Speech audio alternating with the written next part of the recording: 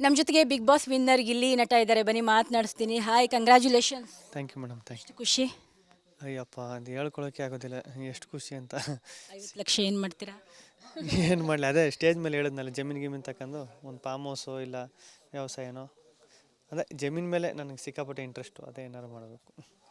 ಈ 40 ಕೋಟಿ ಓಟ್ ಅನ್ನೋದು ಇಮ್ಯಾಜಿನ್ನೇ ಮಾಡ್ಕೊಳಕ್ಕಾಗಲ್ಲ.